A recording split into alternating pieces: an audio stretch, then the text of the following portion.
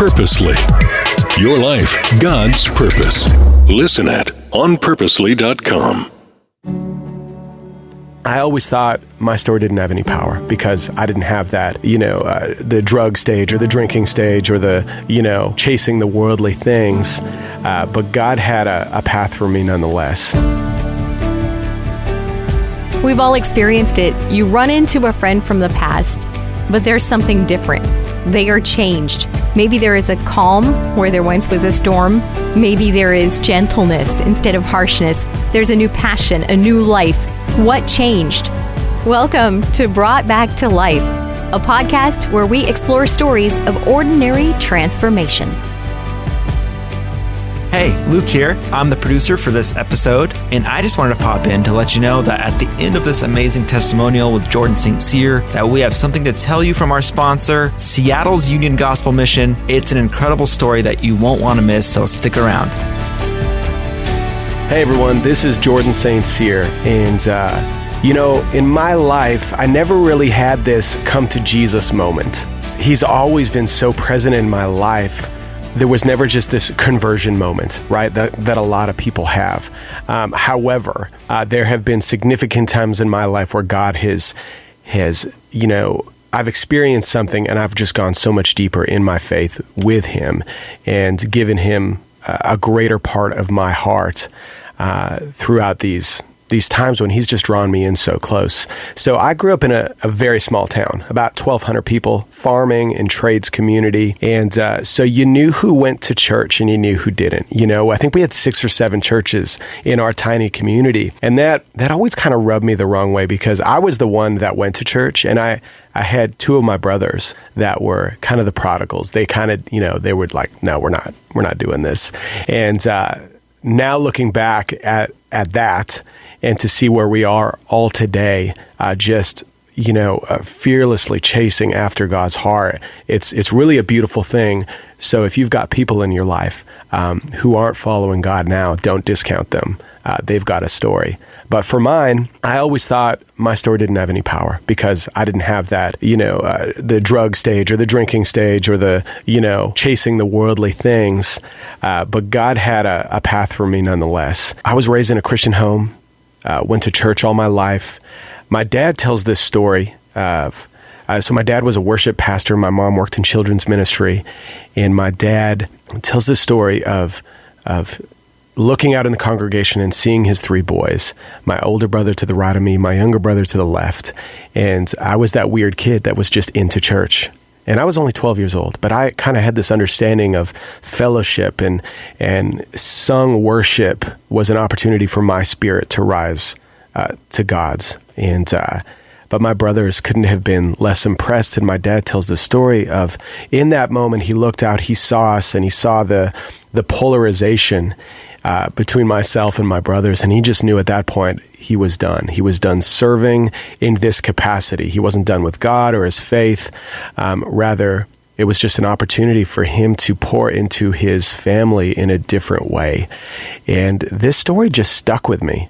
So my parents took a step back from church. And again, I was that weird kid and I just kept going. So I started to walk to church on my own as a 12-year-old. And I just dug in with my local church and my small community. And there were so many people there that just poured into my life and were, the human example of God in so many ways. And so early on, 13, 14, I just had this real passion for music, not to play it or sing it, but it just moved me. And worship music began to just really drive me to the Father's heart of God. It's just what took me there, these simple truths. So I think around 15 years old, I had started picking up the guitar. I was terrible. I'd always try and sing, and I wasn't great, but I was passionate.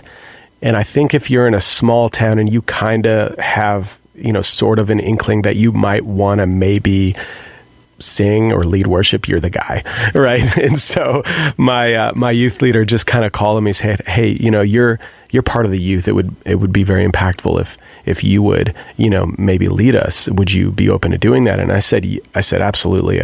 I'd give it a shot. and I could strum every song with one strumming pattern on the guitar. But that really opened up and showed me what was possible, just serving my people, my church.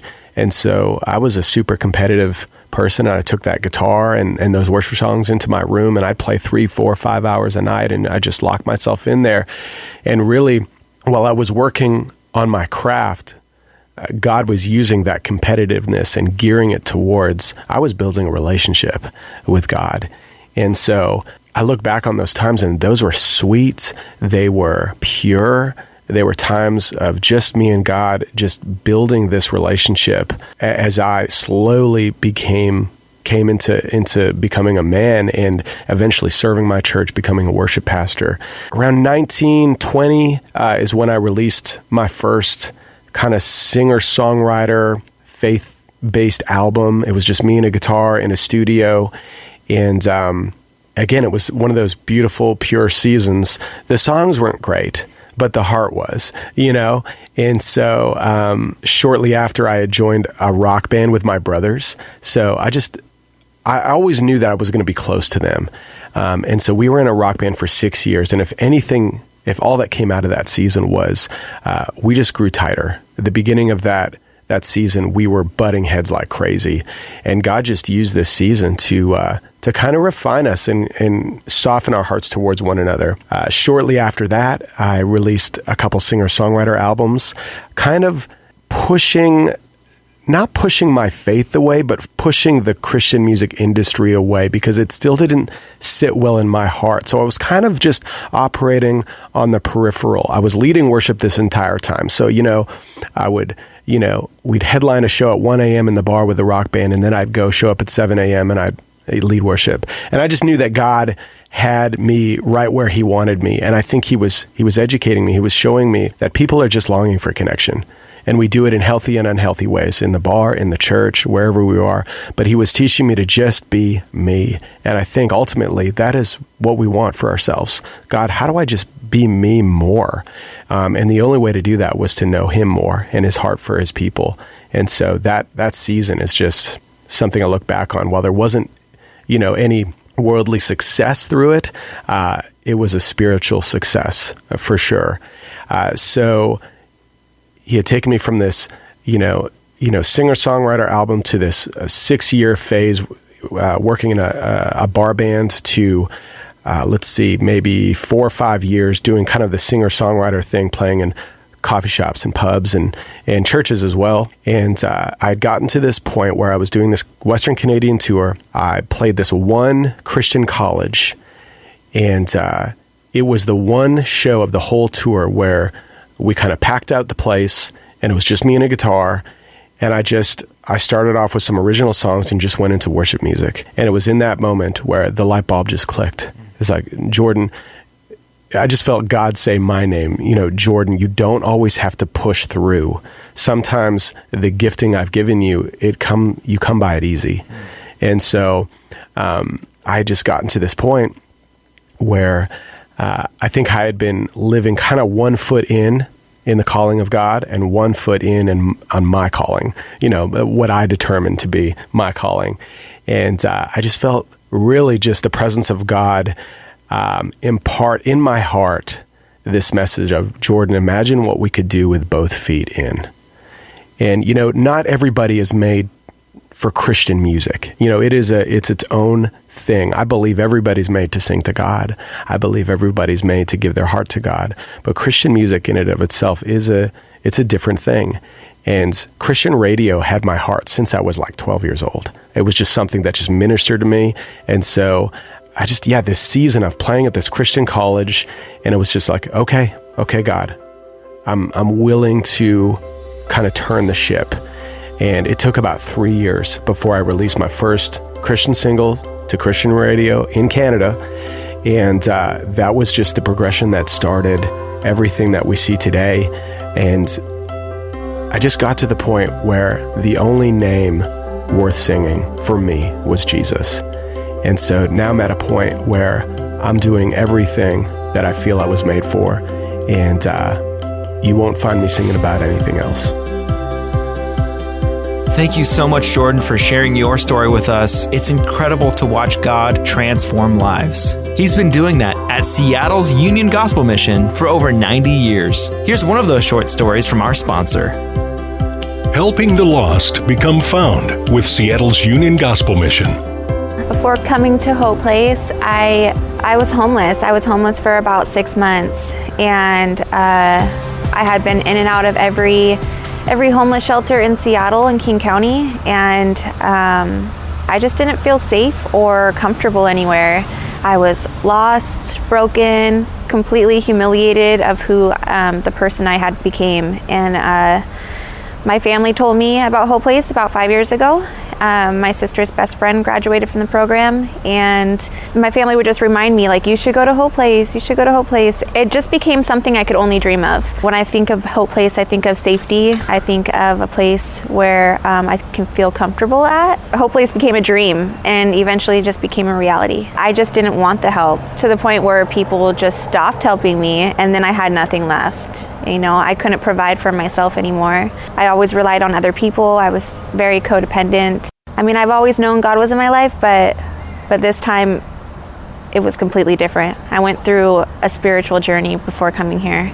The battle was real, and I believe God fought for me hard. What's changed the most for me has been my confidence, knowing who I am in Christ today. When I walked in these doors, I couldn't even hold my head up. I was broken. And now today, like, I can hold my head up high. I have friends today, and I have the support that I've always dreamed of. If I have any advice for somebody, it would be stick with it. One thing that's gotten me through was having something to look forward to, whatever milestone it is. So you've hit that 30 days. Then you've hit that 60 days, that 90 days. And whether it's just like, I'm a big fan of parties, okay? So whether it's just like a group of girls meeting for, you know, tea at night, or something like Saturday night tea and worship, like always having something to look forward to is something that got me through this program. And I believe in each and every single one of these women. And I know that if they put their heart in it and let God do the work, that they can make it. Jesus said in the Bible, I am the resurrection and the life. The one who believes in me will live even though they die. And whoever lives by believing in me will never die. Do you believe this? We are telling these stories of transformation so you can know and understand the power of Jesus in your own life. If you'd like to learn more about Jesus and how he can bring you back to life, visit us at onpurposely.com/whoisjesus. And if you like Brought Back to Life, please give us a 5-star rating and a review. You can follow Brought Back to Life on Apple Podcasts, iHeartRadio, or wherever you're listening right now. You can also just tell your smart speaker, play Brought Back to Life podcast. And thanks for listening to Brought Back to Life from Purposely.